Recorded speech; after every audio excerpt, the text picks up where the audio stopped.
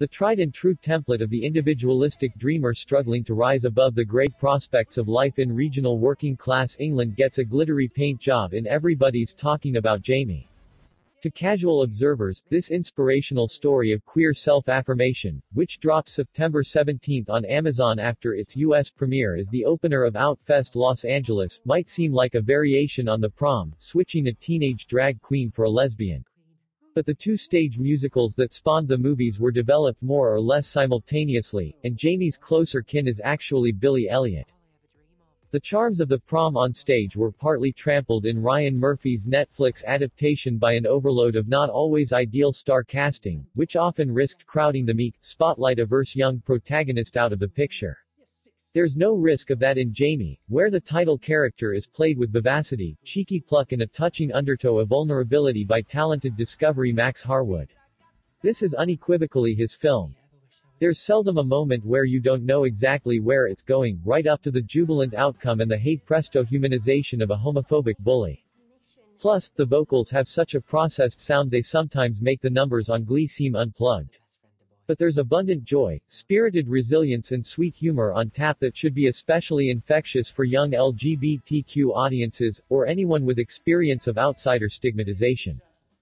The musical was inspired by the 2011 BBC documentary Jamie, Drag Queen at 16, which followed the story of a teenager from a former mining village in northeast England who came out at 14 and ruffled feathers by deciding to attend his high school prom in drag. Both the real Jamie and his devoted mother, Margaret, are featured in lovely footage on the end credits here. After premiering at the Crucible Theatre in Sheffield in 2017, the musical moved to London's West End later that year. It continued playing there to strong business until the enforced hiatus of the COVID-19 pandemic in March 2020, returning earlier this summer. The production comes to the Ahmanson in Los Angeles on January 16, featuring Season 6 RuPaul's Drag Race winner Bianca Del Rio in a key supporting role. The show's score is by Dan Gillespie Sells, with book and lyrics by Tom McRae, who adapted the screenplay. Original stage director Jonathan Butterell and choreographer Katie Prince both reprise those roles for the film, a glossy widescreen entertainment that contrasts the drab industrial reality of the Sheffield setting with colorful explosions of fabulousness that burst forth from Jamie's imagination. The contributions of production designer Jane Levick and costume designer Guy Speranza, especially, are key components of those latter interludes. What distinguishes the material from many similar gay coming-of-age stories is that coming out isn't a factor. Jamie has been out and proud for some time, and he responds to the taunts of obnoxious class smartass Dean, Samuel Bottomley, at school by basically saying, "Yeah, I'm gay, what of it?" His mother, Margaret, Sarah Lancashire, is a rock of unquestioning love and emotional support, as is her sassy friend Ray, Shabna Gulati, the sole carryover from the stage cast, a surrogate auntie to Jamie. His father, Wayne, Ralph Ineson, last seen wrapped in bark in The Green Knight, is another story.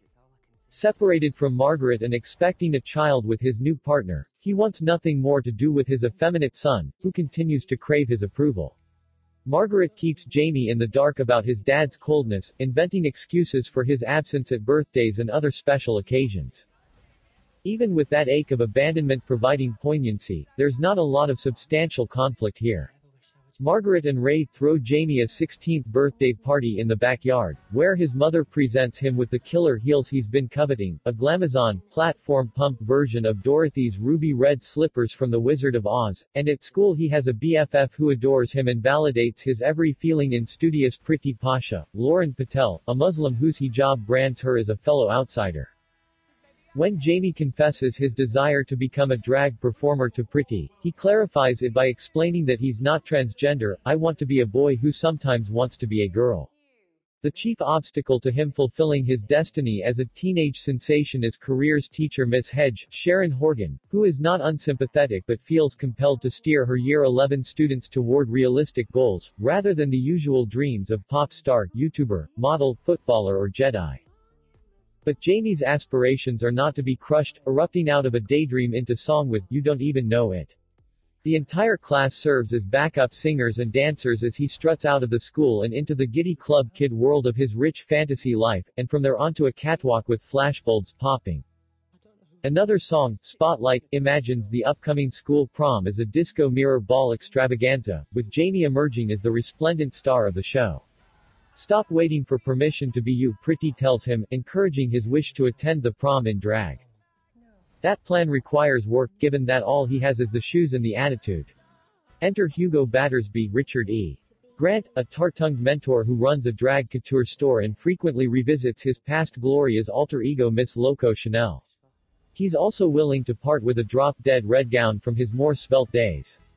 The one new song added for the movie is Hugo's This Was Me, sung by Frankie Goes to Hollywood vocalist Holly Johnson, a melancholy recap of his backstory of gay rights protests and shattering losses during the AIDS crisis, including the love of his life.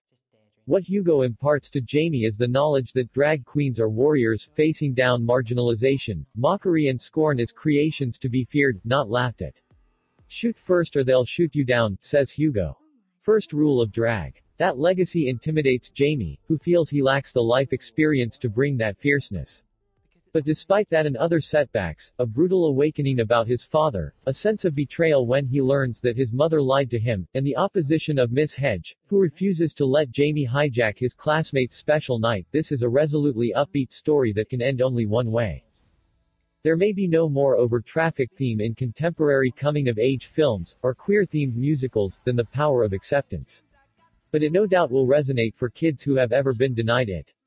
The fact that the story plays out almost entirely to expectations, okay, the outfit is a sweet surprise, while still maintaining its freshness is due in large part to the natural appeal of Harwood, who makes Jamie's courage uplifting and even makes his self-absorption endearing.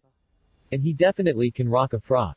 No less vital to the fairy tale happy ending is Patel's Pretty, who gets to stand up for herself and put the ultimately insecure Dean in his place in a feisty takedown. Sells and McRae's songs perhaps overload on the triumphant pop anthems of defiant self-worth, which are catchy but become slightly interchangeable, so the few more intimate numbers are a welcome change. The most notable of them involve Lancashire, whose Careworn Margaret is all heart. Her solo, He's My Boy, is an affecting moment of rueful self-reflection, while the counterpart duet with Jamie, My Man, Your Boy, satisfyingly reinforces their bond after a regrettable blow-up on his part. The always wonderful Horgan gets a dud of a song in the snarky work of art, which warps into an homage to Madonna's Vogue video once Jamie takes over.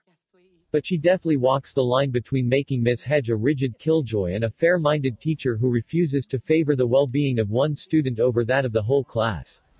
As for the invaluable Grant, I prefer him in the louche mode of Can You Ever Forgive Me? The writing for Hugo, Loco is just not as memorable, even if the matronly glamour is an amusing mix of soigné style and crumbling fortress. But Grant brings warmth, battered humanity and dry humor to the drag godmother. Directing his first feature, Butterell for the most part keeps the energy level chugging along.